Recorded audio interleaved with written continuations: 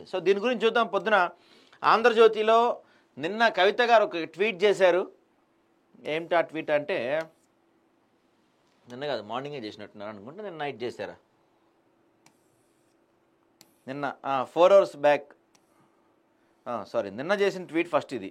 నిన్న చేసిన ట్వీట్ ఏం చేశారంటే, కనీసం నన్ను సంప్రదించకుండా ఈ వార్త రాసిన పత్రిక అది జర్నలిజమా శాడిజమా.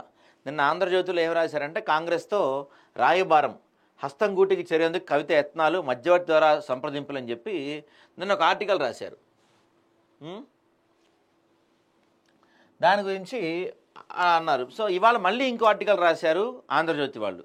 6 ఎమ్మెల్యేలు తెస్తా, మంత్రి పదవి ఇస్తారా అని చెప్పి ఇంకొక వార్త రాశారు ఆంధ్రజ్యోతి వాళ్ళు. అది ఫేక్ అని చెప్పి మార్నింగ్ 4 hours బ్యాక్ కవిత ట్వీట్ చేశారు. ఆ ట్వీట్ వేడి ఇంకా నడుస్తుండగా, ఆ గొడవ జరుగుతుండగానే ఇప్పుడు కవిత చిట్ చాట్లో మాట్లాడిన వ్యాఖ్యలు మరింత సంచలనమైనవి. అసలు ఆంధ్రజ్యోతిలో ఏం రాశారో చూద్దాం ఒకసారి మనం.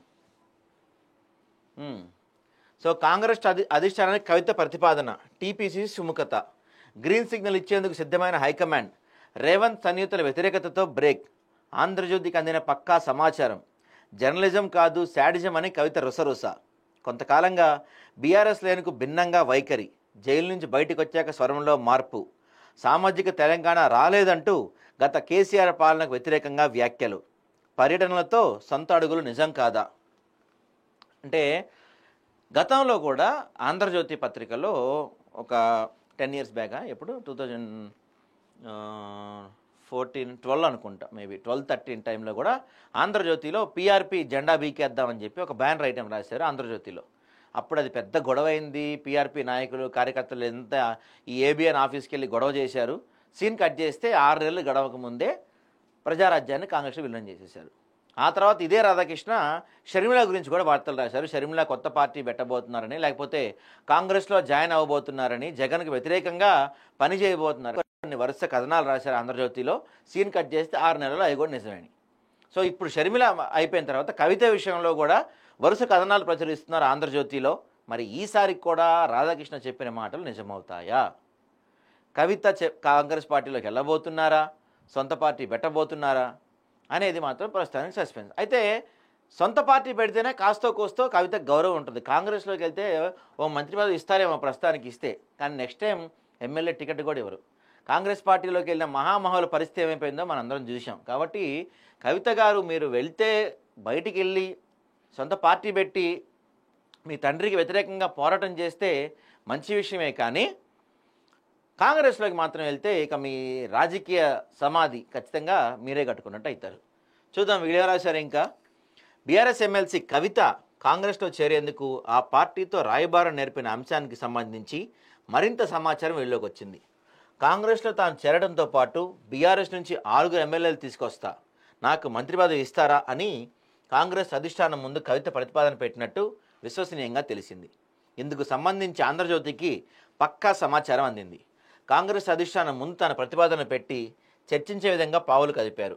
మంత్రి పదవికి సంబంధించి తన అభిమతాన్ని కాంగ్రెస్ పెద్దల ముందు ఉంచారు. కాంగ్రెస్ అధిష్టానం కూడా గ్రీన్ సిగ్నల్ ఇచ్చేందుకు సిద్ధమైందని తెలిపింది.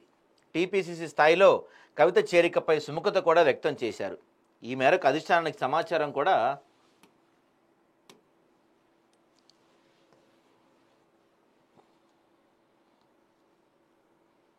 కానీ సీఎం రేవంత్ రెడ్డి సన్నిహిత వర్గాలు మాత్రం కవిత చేరికకు అభ్యంతరం తెలిపాయి. కేసీఆర్ కుటుంబాన్ని చీల్చిన అపవాదు మూట కట్టుకోవాల్సి వస్తుందని, అది ప్రజల్లో తప్పుడు సంకేతాలు తీసుకెళ్తున్న అధిష్టానానికి చెప్పారు. దాంతో కాంగ్రెస్లో కవిత చేరికకు బ్రేక్ పడింది. కవిత కాంగ్రెస్తో రాయబారం జరిపిన విషయాన్ని మంగళవారం ఆంధ్రజ్యోతి ప్రముఖంగా ప్రచురించిన విషయం తెలిసిందే. ఆంధ్రజ్యోతి కథనం రాష్ట్ర వ్యాప్తంగా సంచలనం రేపింది. రాజకీయ వర్గాల్లో తీవ్ర చర్చకు దారితీసింది. అయితే గత 2 రోజులుగా ఆంధ్రజ్యోతిలో ప్రచురితమైన కథనాలపై కవిత రుసరుసలాడారు. కనీసం తనను సంప్రదించకుండా వార్తలు ఇచ్చారని, ఇది జర్నలిజమా శాడిజమా అంటూ ఎక్స్ వేదికగా ఓ పోస్ట్ పెట్టారు. కాంగ్రెస్తో రాయబారం నేర్పిన విషయంపై కవితతో మాట్లాడేందుకు మంగళవారం ఆంధ్రజ్యోతి ప్రతినిధి ఫోన్లో సంప్రదించగా ఆమె స్పందించలేదు. దీంతో కీలక అంశంపై వివరణ ఇవ్వాల్సి వస్తుందని ఆమె స్పందించిన విషయం స్పష్టమవుతుంది.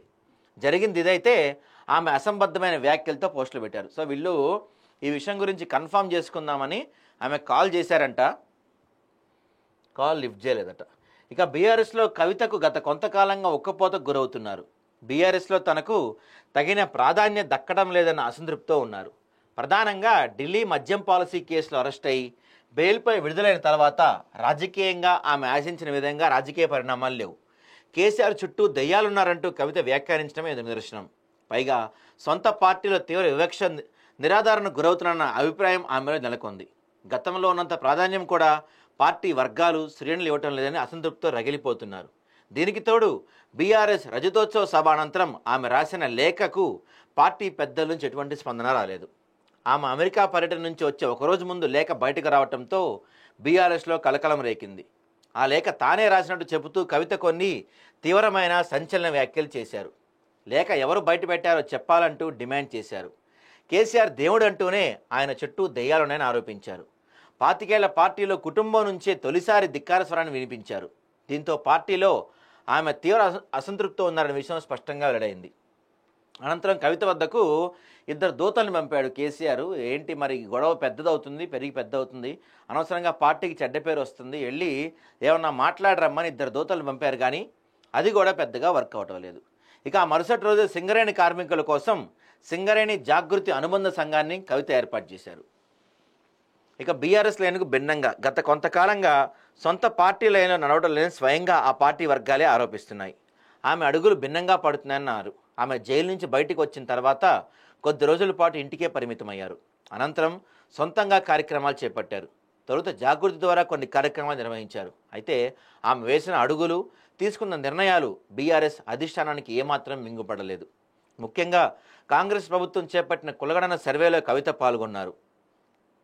సామాన్య ప్రజల మాదిరిగానే ఆమె కూడా సర్వేలో తన కుటుంబ వివరాలన్నింటినీ సర్కారుకు తెలియజేశారు. కానీ కేసీఆర్, కేటీఆర్, హరీష్ రావు కుటుంబాలు మాత్రం కులగణన సర్వేలో పాల్గొనలేదు. కవిత సర్వేలో పాల్గొనడం బీఆర్ఎస్లో చర్చనీయాంశమైంది. అలాగే బీసీలకు రాజకీయంగా రిజర్వేషన్లు కల్పించాలంటూ ఆమె బీసీ సంఘాలను కూడగట్టుకుని ఆందోళన కార్యక్రమాలు చేపట్టారు. అప్పటికే కాంగ్రెస్ సర్కార్ కులగణన పూర్తి చేసి బీసీ రిజర్వేషన్లపై కసరత్తు మొదలుపెట్టింది. దీనికోసం డెడికేషన్ కమిషన్ కూడా ఏర్పాటు చేసింది. అయితే ఇవన్నీ చేయటం కూడా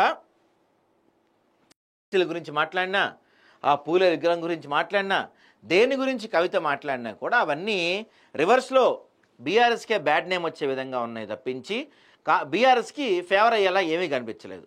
సో ఇవన్నీ పరిగణలోకి తీసుకొని ఖచ్చితంగా ఈమె ఇదిగో మంత్రి పదవికి అప్పటి నుంచే ఈమెకి ఇంట్రెస్ట్ ఉందని. తెలంగాణ రాష్ట్రం ఏర్పడ్డాక 2014 ఎన్నికల్లో నిజామాబాద్ నుంచి ఎంపీగా ఎన్నికైన కవిత బీఆర్ఎస్ రెండోసారి అధికారంలోకి వచ్చిన తర్వాత అంటే 2019 జరిగిన పార్లమెంట్ ఎన్నికల్లో ఓటమి పాలన విషయం తెలిసిందే. దీంతో 6 నెలల తర్వాత పార్టీ ఆమెను శాసనమండలికి పంపింది. ఆ తర్వాత ఆమె కేసీఆర్ క్యాబినెట్లో మంత్రి పదవి కావాలనుకున్నారు. కానీ అప్పటి సమీకరణాల కారణంగా ఆమెకి ఆ పదవి దక్కలేదు.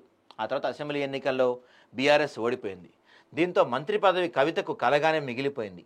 ఈ నేపథ్యంలోనే కాంగ్రెస్ ద్వారా ఆ కళ నెరవేర్చుకునే ప్రయత్నం చేసినట్టు తెలుస్తుంది. సో ఒక పెద్ద భారీ బ్రేకింగ్ న్యూసే రాశారు ఆంధ్రజ్యోతిలో. మరి దీన్ని వెంటనే స్పందించారు కవిత. ఇది ఒక ఫేక్ న్యూస్ అని చెప్పారు. మరి నిజంగానే కాంగ్రెస్లోకి వెళ్తారా? ఏ విధంగా కవిత అడుగులు ఉండబోతున్నాయి? కేటీఆర్తో అయితే కంప్లీట్గా కవితకి కేటీఆర్కి మధ్య వార్ నడుస్తుందన్న విషయం అయితే చాలా క్లియర్గా అర్థమైపోయింది. మరి కవిత అడుగులు కొత్త పార్టీ వైపు ఉండబోతున్నాయా, లేక కేసీఆర్తో ఏమైనా డీల్ సెట్ అవ్వబోతుందా, లేక నిజంగానే కాంగ్రెస్లోకి వెళ్ళబోతున్నారా అనేది మాత్రం ప్రస్తుతానికి సస్పెన్స్గానే ఉంది.